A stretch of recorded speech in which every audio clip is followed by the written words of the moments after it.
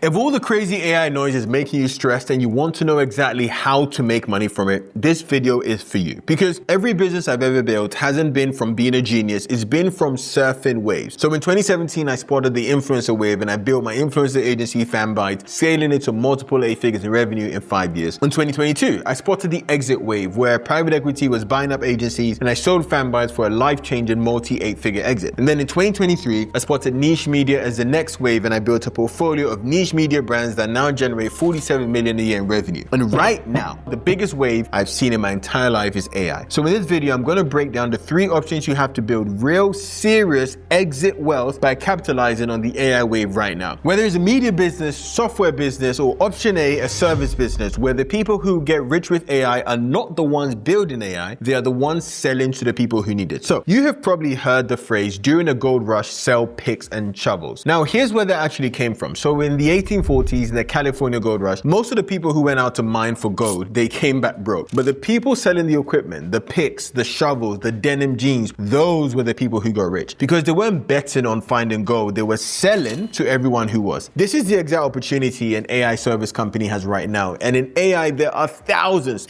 of companies who know they need to move fast. The dentist, the plumber, the lawyer, they've all seen the newspapers. They all know AI is coming for the industry, but they have no idea how to actually implement it. Or they're too busy. But if you can upskill yourself on Claude, on ChatGPT, or on N8N, you now know more. And that gap between what you know and what they know is what I call the expertise gap. And what is the expertise gap? It's basically the gap between what you know what to do and what your customers know what to do. And the bigger that gap, the more you can charge. And I'll give you a very good example with my last company, Fanbytes, right? When we were building Fanbytes, there was a rise of influencer marketing. Brands wanted to reach Gen Z through influencers, but they didn't know how to do it. So they were here. However, we did. And that gap in the middle is the expertise gap. It meant we could charge a lot. Now, if you wanted to build an influencer agency today, it's a bad time because brands now know how to do influencer marketing. So that gap that was previously here between these two has now got smaller and smaller, so much so that it's just not worth it to build a business. But that gap now exists in AI and it's massive. So here's how you do it, right? Find an industry where people are not AI savvy but have money. This is a mistake a lot of people make. They say, I'm going to build AI enablement services for the local carpenter. The thing is, the local carpenter does not have money. So sure, he's not AI savvy, but they also don't have money. Whereas if you go to people like the dentist, like the vet, these are people who do have money and they're not AI savvy. You target them and then you find the one thing that actually makes them revenue. It could be something that helps them take calls faster, something that helps increase their lead to close time, something that helps them make more money, because the closer you are to money, the more you can charge them. And then because you are close to revenue and people always want more leads, you charge a retainer to go and fix them. Now, I'm going to tell you something that you probably don't know, but I have good friends in places like Accenture and Capgemini who are like the biggest consulting firms in the world. And both of these companies have 2 billion to go and buy agencies who are doing AI enablement. So you yourself could build an AI consultant business now, go to the sort of target audience that I've already explained, and in 3 years, you could sell your company to Accenture or Capgemini because all they want to do is buy up all these small, medium agencies,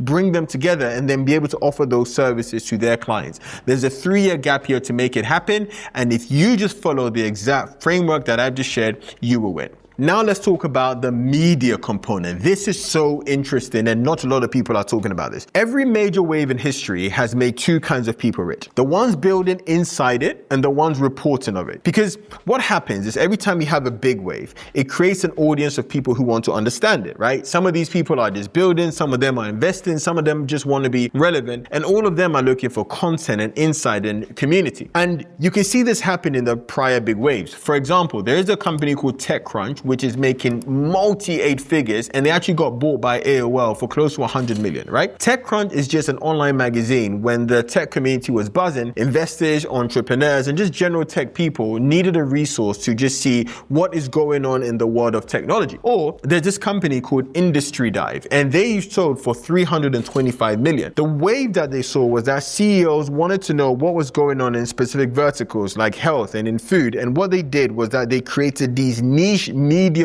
websites, basically newsletters, which would talk about what was going on in that industry. So TechCrunch for general tech, Industry Dive for things like health and food, but niche down. You can basically apply the exact same thing to AI because people, regardless of what industry they're in, really want to know what is going on and what other people are doing. Now, there are two ways you can play this media play in AI. The first way is kind of do what everyone is doing, which is consumer media. This is where maybe you build like an Instagram page or a YouTube channel or a newsletter, and it's aimed at the everyday person who is curious about AI. The good things about this is that the audience is massive, it grows very fast, and you can monetize through things like brand deals, like affiliates, like advertising. In fact, there's an Instagram page called ChatGPT Tricks, which basically is effectively a media site about AI, but it's sold to the general consumer. But there is a much better way to do this. The way you pull off big money, Habibi, if you can pull it off, is actually to go to niche media. Now, this is where I personally live and where I think the real money is. Instead of talking to every single person about AI, you go deep on a particular vertical. So you become the go-to media brand for, say, AI in law or AI in dentistry or AI in transport. Now, here's what happens. That audience is smaller, but it's way more valuable because the people who are reading it are decision makers. You can legit have a 2,000 person email list, which is specifically just for dentists or just for pilots. And you know that the people reading that are highly valuable, high income, and advertisers want to talk to that audience. And what's better is these companies have a history of being sold. I'll give you 3 examples. There was a niche business site called BizNow, which got bought by Axel Springer for 100 million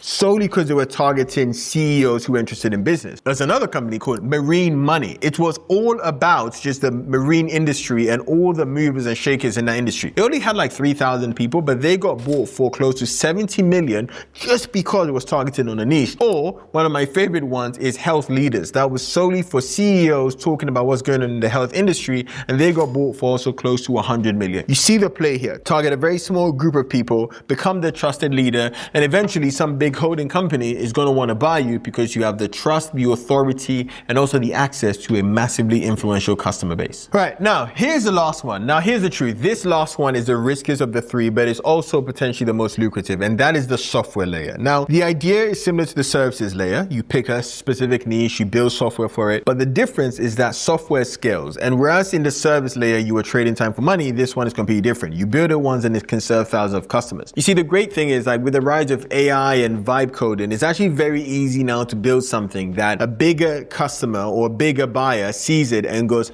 these guys have this AI version of what we are doing, and rather than us building it ourselves, we're just going to buy these guys. So if you are going to play in the software industry, here is how I would approach it. I actually would not build this alone. What I would do is I'll find someone who already has the insider expertise in a specific niche, someone who lives and breathes that industry, and then I'll pair up with them and I'll build something together. So the way it will work is, like, they will bring the domain expertise, you will bring the execution, and that combination is where you are really going to get the software opportunity. So there are so many examples of this working, this combination of someone who's worked in the industry pairing up with the software, and I'm going to give you a few examples. Number one is a company called Procore. So Procore is actually now a public company, and what they do is they build software for construction companies. So the founder started his career as a carpenter. He understood the industry from the inside. Whilst he was building his own house, he kind of saw how messy construction was and how everything was pen and paper. So then what he did was that he partnered up with someone who understood software. He brought the domain expertise, the person brought in software, and then boom, they combined together and eventually they built a multi-billion-dollar company. So the pattern is the same. Someone with deep insider knowledge of an industry pairs it with software, and because they actually understand the problem better than anyone else, they build something that actually works. So if you want to play the software layer, that's the move. Don't try to build something for everyone. Don't try and vibe code a generic AI tool and hope for the best. Find your niche, find the person who knows that niche inside out, and build something specific for them. Because again, in the next few years, there are so many crazy multiples going for AI software companies that you could exit it and make tens of millions because you chose the right idea and paired up with the right people.